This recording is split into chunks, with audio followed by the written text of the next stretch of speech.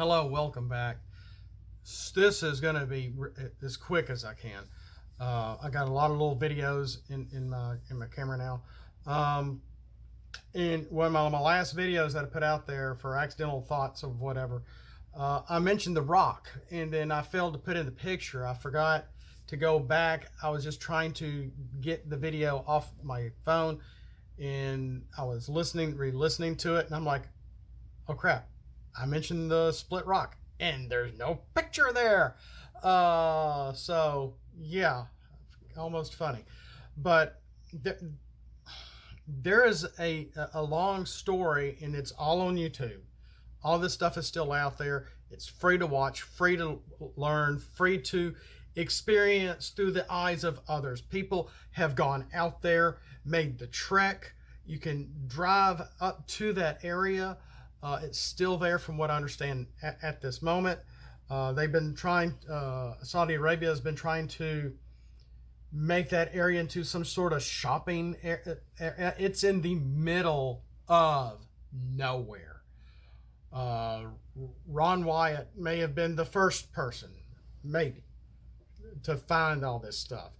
And it solidifies the validity of the Bible, the narrative, its story, that the Exodus happened.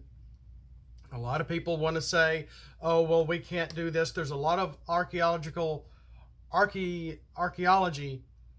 the experts, that are saying, no, it can't be here. It has to be either here or here, but not here. Yet everything there that has been found, and people have been going there, now that their borders are a little more lax than they have been, of course, quarantine's exception.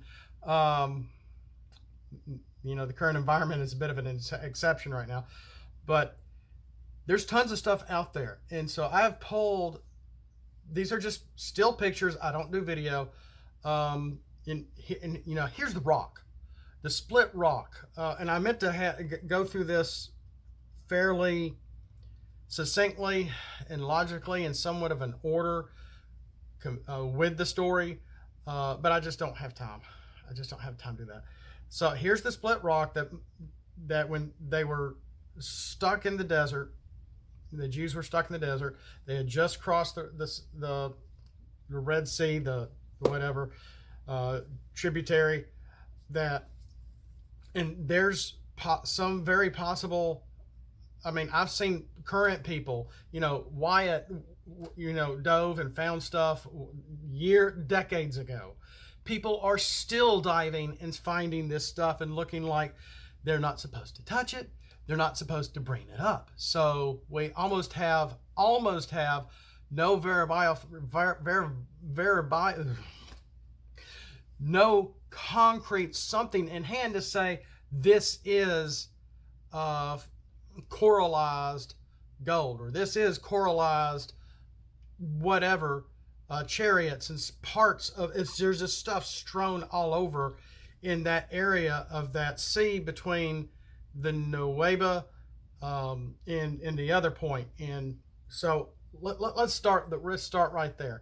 There was originally a concrete pole that's even mentioned in the Bible. I wish I had all my verses ready, but I just don't. But they're mentioned in the Bible to memorialize where they crossed. They were there. They were still there, both on each sides of the sea 40 years ago, in the 70s. One on each side. If you look at some of Ron Wyatt's interviews, he talks about that a little bit. One has been moved. One has just disappeared. It could be buried there. It could be just out in the water. Nobody knows, because they're two different countries, Egypt and Saudi Arabia. So there's that. And here's a picture. I think this is Wyatt's team standing next to one. I don't remember which side this is. Maybe the Nuweiba side, maybe the Egypt side.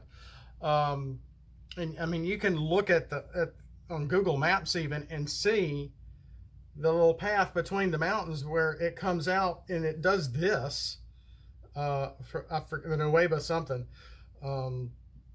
where it's enough for a whole bunch of people to be able to stand there, and for God to bring up the waters for them to walk through. And it is fairly shallow at that point, or shallower than the rest of the waters. And then after you go through there, and here's kind of a map that shows some parts of what is what to some extent. It might be a little grainy and hard to read, but just check this stuff on YouTube. It's amazing. It's just simply amazing. Here's the split rock, and it's huge. I'll try to put a few up there. There's a few of them at different angles. People have taken drone shots of the thing, drone video of it. It's about 4 to 5 stories tall. It is huge. Like I said in my previous video, it's rocky on the other side, and the rocks looked like river rocks on the other side, like obvious water wear. And then you have 2 different areas of the meeting of the 70. One is a pentagon, a really odd pentagon looking shape. I'll put that up here. Of course, there is a cave nearby that people call Elijah's Cave, because not only did Moses may have used it, but did I say Elijah? I meant Isaiah. One of the two. Like I said, I didn't do my homework before I did this. And here's a picture of the cave. You can see somebody off to the right of it. In the meantime, when you're inside and you're looking out, this is what it looks like, and you can see just about a majority of the area. And not too far from there, here's a picture of what very, very well could be the golden calf altar. There are a lot of pictographs all over it. I could have sworn I remember seeing one of them in Nora. You can't find that anymore. It's just gone. It's kind of fallen apart, but it's very flat on top. This is a drone. That was a close-up shot. This is a bit of a drone shot here, and you can see it from a distance up high that yes, it does look like an altar. It's got calves, cows, bulls drawn all over it. And then in the meantime, not far from the bottom of the mountain as well, is where they could have had it's in the kind of an L shape. So when they're leading the cattle to real sacrificial slaughter for God, for after he made the tablets, the 10 Commandments, then Moses had them set this up. And it's very obvious, so the animals wouldn't go nuts and insane. Once they knew, they turned that corner so they couldn't see what was happening to the other animals on the other end. This is kind of what's left of it. Not that far away from that were these rounded pillars, and in the Bible it mentions they built 12 pillars for the 12 Jewish tribes at the time. Here's about 7 in one picture. There's 9 in another. And so I took this from a video that somebody was taking like just a year or 2 ago. This is recent. There were originally all 12 there back 40 years ago. Some could have been rolled away, taken, destroyed. I don't know. But when they turn around, you see a few more also. So there might be 10 or 11 there. Maybe all 12 are still there. But it's, you could have made columns with these things. They're almost look like bleached white. They're rounded. They're smooth on the top. You could have, could stack them nearly. So there's that. Then what's really hard to find is the burial, because they had over, like I said, 25,000 people of them die. And then they had a lot of people of the group actually die on the way getting to there. So yes, there is a cemetery. Some maps the map I have does not show where the cemetery is. I have an idea where it is, kind of in about the southeastern, south middle part. No, it might be in the kind of the southwest, but not as far west as the water crossing. So there's that.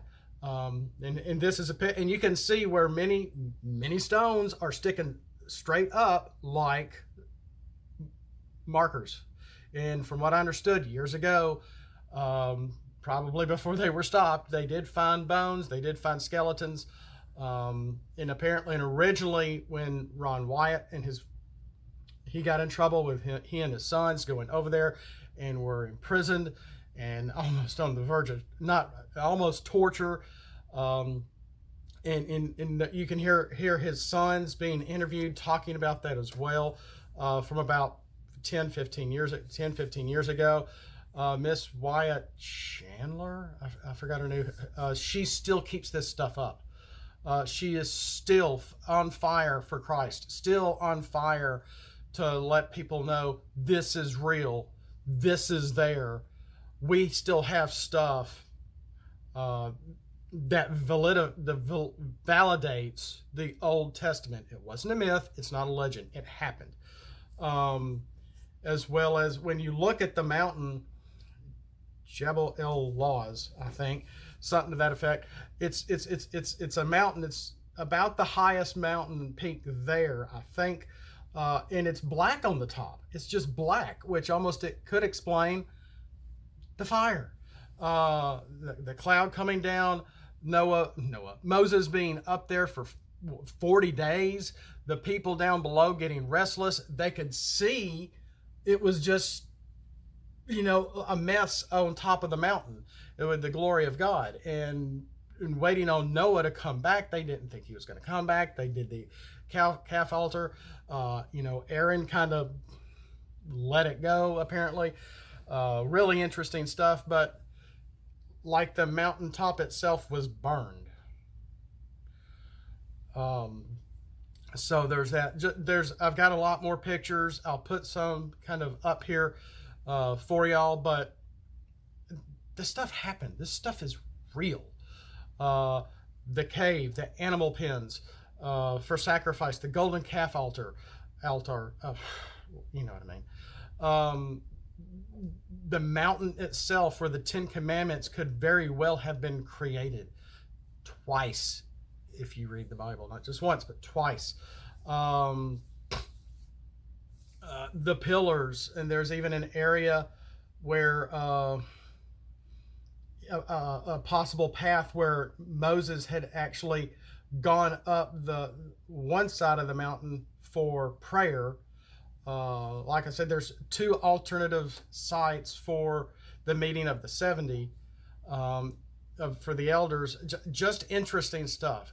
I'm just on fire for this too. I don't know why, but it validates the Bible. It validates the Old Testament. In the professionals, we are at archaeological war, and we have been for almost 50 years. The very rocks are crying out. We have to listen. We have to pay attention. That's all I have time for. I want to say thank you for watching. Thanks for following along. And as always, have a blessed day. We'll see you next time. There's so much more to come.